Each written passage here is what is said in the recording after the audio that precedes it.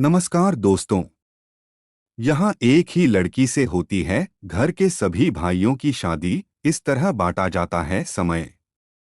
दुनिया के एक हिस्सा ऐसा भी है जहाँ इस तरह की प्रथा कॉमन है। सबसे पहले पत्नी के साथ बड़ा भाई समय बिताता है और फिर उम्र के हिसाब से पत्नी का समय मिलता है। हम बात कर रहे हैं तिब्बत की, जहाँ पर इस प्रथा को अभी भी निभाया जाता है। हालांकि ऐसे परिवार अब कम बचे हैं जहां पर इस तरह की प्रथा चल रही है, लेकिन फिर भी ऐसा नहीं है कि ये हो नहीं रही है। कई सदियों से चली आ रही है ये प्रथा। मिल्विन गोल्डस्टेन एक अमेरिकी सोशलिस्ट और तिब्बत स्कॉलर हैं। उन्होंने अपने लेख में लिखा है कि फ्रेटर्नल पॉलेंड्री तिब्बत में बहुत कॉमन है, जहां 2, 3, 4 भाई मिलकर एक ही पत्नी के साथ रहते हैं। सभी के बच्चे भी एक साथ ही होते हैं और कौन किसका पिता है कई बार इसके बारे में पता भी नहीं होता है।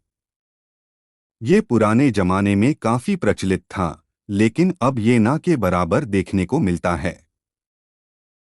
तिब्बत में सबसे बड़ा भाई एक लड़की से शादी करता है और उसके बाद बचे हुए भाइयों की साझा पत्नी मान ली जाती है।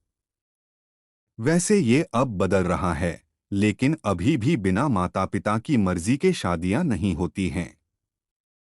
वैसे इसे लेकर अलग अलग कारण बताए जाते हैं, लेकिन शादी की रस्में परिवार के तबके के हिसाब से होती हैं। परिवार का सबसे छोटा बेटा अधिकतर शादी की रस्में अटेंड नहीं करता है। हाँ, अगर उसकी उम्र थोड़ी बड़ी है तो उसे हिस्सा लेने दिया जाएगा। आखिर क्यों तिब्बत में बन गया ऐसा रिवाज? चीन के तिब्बत पर अधिग्रहण के बाद से इस तरह की शादी का रिवाज बहुत कम हो गया है, लेकिन ग्रामीण इलाकों में अभी भी ये चल रहा है। मिल्विन के लेख के मुताबिक 1950 तक तिब्बत में बौद्ध भिक्षु की संख्या 1,10,000 से ज्यादा थी। इसमें से 35% से ऊपर शादी की उम्र वाले भिक्षु थे। अधिकतर परिवारों में सबसे छोटे बेटे को भिक्षु बनने भेज दिया जाता था ताकि छोटी सी जमीन का बंटवारा ना हो। ये उसी तरह का रिवाज था जैसे इंग्लैंड में प्राचीन काल में नाइटहुड के लिए सबसे छोटे बेटे को भेज दिया जाता था जिसके पास कोई प्रॉपर्टी नहीं होती थी। इसके बाद धीरे धीरे जमीन के बंटवारे को रोकने के लिए महिलाओं की एक ही परिवार में अन्य भाइयों से शादी करवाने की प्रथा शुरू हो गई। ये प्रथा इसलिए चलती रही ताकि जमीन का बंटवारा ना हो और टैक्स सिस्टम से बचा जा सके।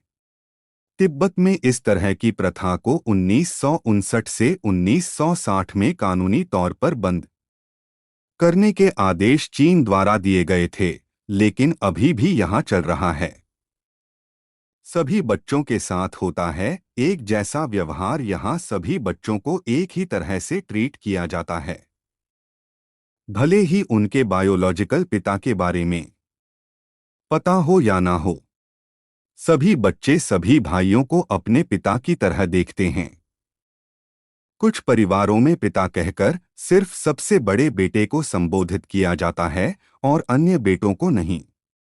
कई बार एक बेटा शादी के बाद परिवार को छोड़कर जाना चाहता है तो उसे जाने दिया जाता है, भले ही उसका कोई बच्चा भी क्यों ना हो।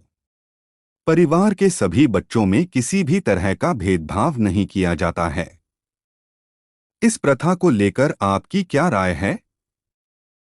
इसके बारे में हमें नीचे दिए कमेंट बॉक्स में जरूर बताएं।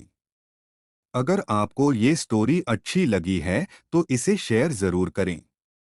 ऐसी ही अन्य स्टोरी पढ़ने के लिए जुड़े रहें।